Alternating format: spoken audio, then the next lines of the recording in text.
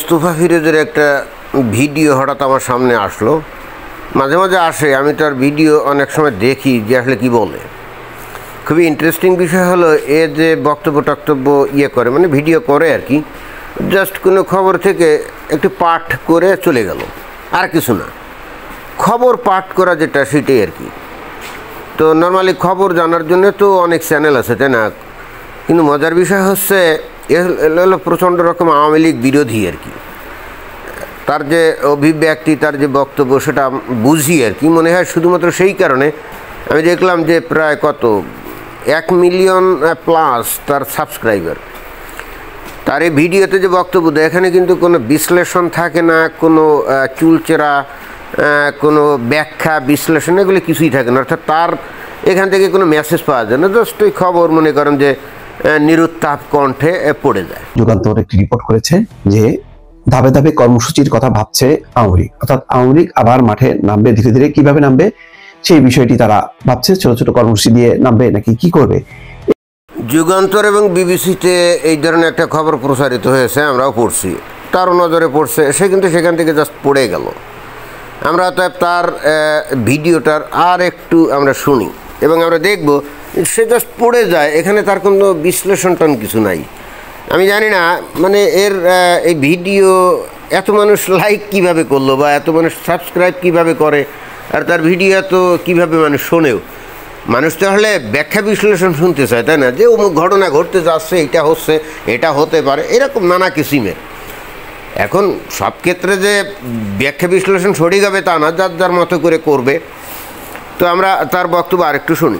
এটা নিয়ে এখনো স্থির হয়নি, কিন্তু আওয়ামী লীগের নেতাদের সঙ্গে কথা বলে গণমাধ্যম জানার চেষ্টা করেছে, তারাও বলেছে যে তারা ধাপে ধাপে কর্মসূচি দেবে।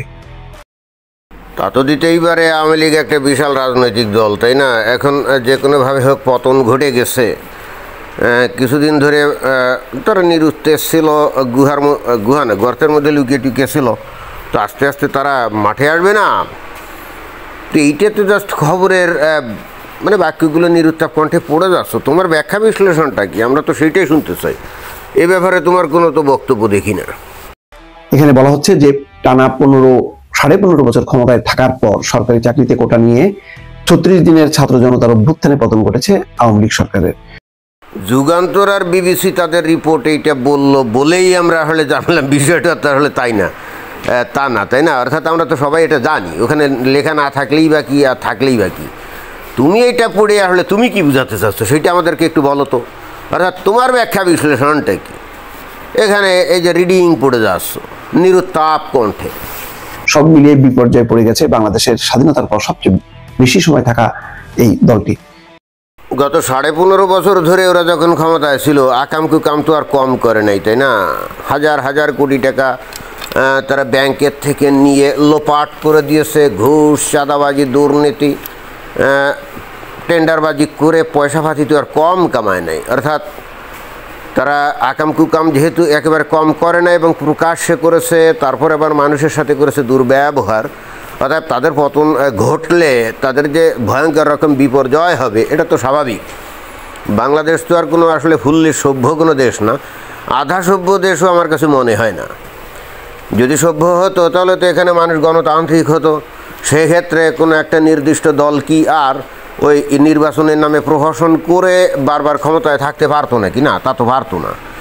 এখন যারা গণতন্ত্র বলে চিল্লাচ্ছে, যারা গণভ্যুত্থান করেছে, তারা নিজেরাও কি গণতান্ত্রিক নাকি? তাদের কথাবার্তা আমরা শুনছি না। তারা শেখ হাসিনাকে বলে কি ফ্যাসিস্ট শেখ হাসিনা। অথচ যারা গণভ্যুত্থান করে তার পতন ঘটিয়েছে, আমরা দেখি যে তাদের কথাবার্তা এবং আচরণ শেখ হাসিনার থেকে 10 গুণ ফ্যাসিস্ট। তো এ ব্যাপারে এই যে তুমি তো কোনো কিছু বলো না নাকি? তোমার চোখে নজরে পড়ে না নাকি? আর বিএনপি নামক দলটা যাদের প্রতি এই দেশের মানুষ অনেক আশা আকাঙ্ক্ষা করছিল, তো সেদিন বাধ্য হয়ে দেখলাম যে মিজানুর রহমান আজহারি পর্যন্ত বলতে বাধ্য হলো এই 16 বছর ধরে এক দল লুটপাট করেছে এবং আর এক দল লুটপাট করার জন্য রেডি হচ্ছে। আসলে 50% সঠিক বলছে মিজানুর রহমান আজহারি। রেডি হচ্ছে কি? অলরেডি গত 5 মিনিট ধরে তারা ফিল্ডে আসে না, লুটপাট করে যাচ্ছে তো নাকি? এটা তো রেডি হওয়ার কি আছে? এরপরে ইলেকশন হলে তারা যদি জিতে ক্ষমতায় যায়, তাহলে একেবারে বৈধভাবে সব কিছু করবে, লুটতরাজ, তারপরে চাঁদাবাজি, তারপরে ঘুষ, দুর্নীতি, দখলবাজি, টেন্ডারবাজি, এগুলো একেবারে বৈধভাবে করবে প্রশাসনের সহায়তায়। তারা তো আসলে এই অপেক্ষাতেই আছে, তাই না? তো বাংলাদেশে যদি সত্যিকার অর্থে মানুষ গণতান্ত্রিক হতো আর রাজনৈতিক দলগুলো যদি গণতন্ত্রে বিশ্বাস করতো, তাহলে তো এই ধরনের ঘটনা ঘটতো না। এটাই তো স্বাভাবিক।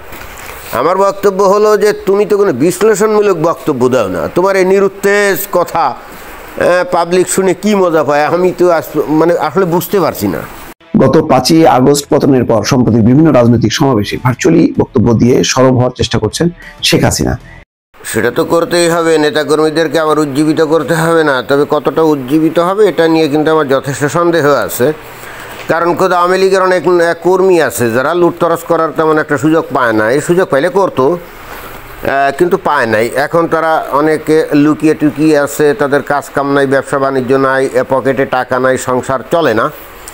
আর যারা নাকি শত শত হাজার হাজার কোটি টাকা লোপাট করেছে, পাচার করেছে, তারা কিন্তু দেশের বাইরে গিয়ে মোটামুটি রঙ্গ তামাশায় আছে, আমোদ আহ্লাদে আছে। তারা কিন্তু এই সমস্ত কর্মীদের কোনো খোঁজ রাখে না। আমি ব্যক্তিগতভাবে কয়েকজন লোকের সাথে আমার কথা হয়েছে এবং তারা কিন্তু সক্রিয়, অনলাইনে সক্রিয়। তারা কিন্তু বাংলাদেশের মুক্তিযুদ্ধের পক্ষের শক্তি। আর মুক্তিযুদ্ধের পক্ষে যখন কথা বলা হয় তখন অটোমেটিক্যালি এটা তো আওয়ামী লীগের পক্ষে চলে যায়। কারণ বর্তমানে অন্তর্বর্তীকালীন সরকার এবং তাদের সহযোগী যে শক্তিগুলো, এগুলোর কথাবার্তা এবং একই সঙ্গে তাদের যে লক্ষ্য উদ্দেশ্য একেবারে পরিষ্কার। এখন পরিবর্তিত পরিস্থিতিতে এরা ভয়ঙ্কর রকমভাবে স্বাধীনতা বিরোধী কথাবার্তা বলতেও দেখা যায় যে এক সেকেন্ড চিন্তা করে না।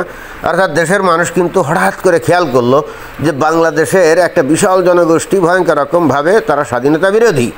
এবং বস্তুত তারা মনক্ষুণ্ণ এই কারণে যে পাকিস্তান থেকে 71 সালে আলাদা হয়ে গেছিল, এখন এরা আবার পাকিস্তানের সাথে মিলে যেতে চায়।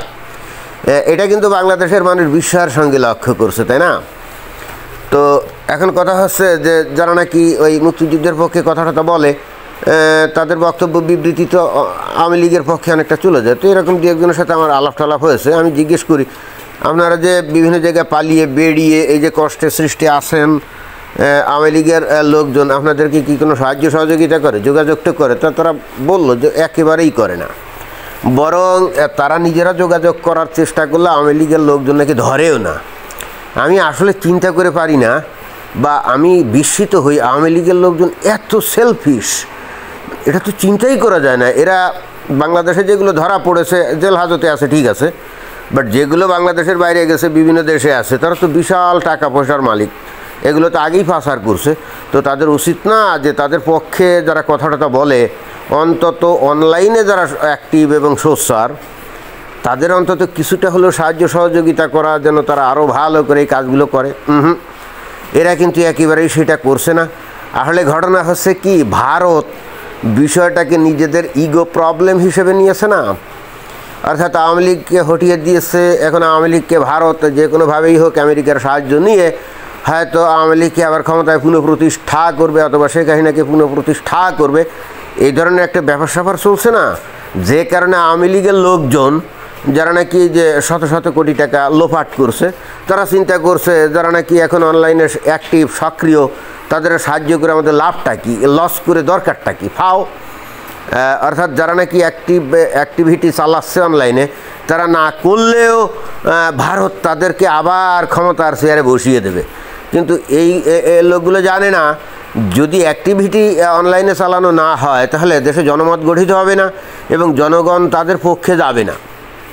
আর জনগণ যদি তাদের পক্ষে না যায়, একটা উল্লেখযোগ্য সংখ্যক জনগণ তো তাদের পক্ষে যেতে হবে, এবং তাহলেই সেনা আওয়ামী লীগ অথবা শেখ হাসিনাকে আবার বাংলাদেশে পুনরায় প্রতিষ্ঠা করা যেতে পারে, তাই না? জনসমর্থন নেই অথচ আবার তাদেরকে পুনঃপ্রতিষ্ঠা করবে, তাই যদি হয় তাহলে তো 2 মাস পরে আবারও গণ অভ্যুত্থান হবে।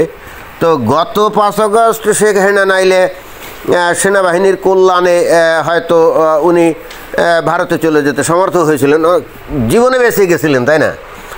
তো যদি জনসমর্থনবিহীনভাবে তাকে আবার ক্ষমতায় বসানো হয়, পরবর্তী যখন আবার একটা অভ্যুত্থান এই ধরনের কোনো কিছু হবে, কারণ যদি জোর করে বসানো হয় তাহলে আওয়ামী লীগ বিরোধী যে স্বাধীনতা বিরোধী চক্র তারা কি চুপ করে বসে থাকবে নাকি? তারা তো আদা জল খেয়ে লাগবে, তাই না? এবং তারা যা কিছু করা দরকার সবই তো করবে। এবং সেই ক্ষেত্রে পরবর্তীতে যদি তারা পাল্টা কোনো একটা অভ্যুত্থান ঘটায়, এবং আমরা যেটা দেখলাম বাংলাদেশের যারা রক্ষাকারী সেনাবাহিনী, পুলিশ বাহিনী, তারপরে বর্তমানে যে আমলা টামলা, সব জায়গায় তো দেখা যায় যে এখন এই বর্তমান অন্তর্বর্তীকালীন সরকার এবং তাদের যে দোসররা আছে তারা যে আদর্শের অনুসারী, তারা তো সে একই আদর্শের অনেকটা অনুসারী, তাই না? তো সেক্ষেত্রে জনগণও নাই, তারপরে সামরিক বাহিনী নাই, পুলিশ বাহিনী নাই, আমলা নাই, কেউ নাই। তাহলে শেখ হাসিনাকে জোর করে বসা দিলে এটা কি হবে? দেশের জনগণের একটা উল্লেখযোগ্য সংখ্যক সাপোর্ট লাগবে না? সেটা করবে কারা? করবে তুই অনলাইন অ্যাক্টিভিস্টরা, না? তো এখন এদের পিছনে বা এদের ভরণ পোষণে বা এদেরকে কোনো সাহায্য সহযোগিতা আওয়ামী লীগের নেতারা করবে না। আর তারা আবার স্বপ্ন দেখবে ক্ষমতায় এসে আবার আগের মতো লুটতরাজ করবে। তো ভবিষ্যতে নতুন করে যখন আর একটা ওই রকম অভ্যুত্থান ঘটবে, এবং সেক্ষেত্রে ঘটতে বাধ্য, তখন তো এদের একটাও দেশ ছেড়ে পালাতে পারবে না। তখন তো একটাও দেশ ছেড়ে পালাতে পারবে না। এই যারা অ্যাক্টিভিস্ট এখন আছে বাংলাদেশের ভিতরে, যারা লুকা ছাপা আছে, তারাই তো এদেরকে ধরবে। অর্থাৎ আওয়ামী লীগের লোকজনই এবার এদেরকে ধরবে। গত 5 আগস্টের সময় বা পরে আওয়ামী লীগের হয়তো সাধারণ সমর্থকরা তাদেরকে কিছু বলে নাই, শুধুমাত্র হয়তো বিএনপি, জামায়াত, তারপরে এই কি জানি ওই সমন্বয়ক, এরাই হয়তো তাদেরকে ধরছিল, তাই না? সাধারণ আওয়ামী লীগের সমর্থক তো ধরে নাই। বাট এরা বর্তমানে যা করছে, লুটপাট করে নিয়ে, যে হাজার হাজার কোটি টাকা নিয়ে বাইরে বিদেশে বসে এখন রঙ্গ তামাশায় আছে, এবং কোনো রকম কোনো সাহায্য সহযোগিতা আওয়ামী লীগের কর্মীকে করছে না। তো এইটার কারণে এরপরে এরা বাংলাদেশে ফিরলে, ক্ষমতায় গেলেও এই আওয়ামী লীগের এই কর্মীরাই তো এদের এগেনস্টে আন্দোলন শুরু করবে, আর তখন এরা তো আর পালাতেও পারবে না। ঘটনা তো এরকম ঘটবে।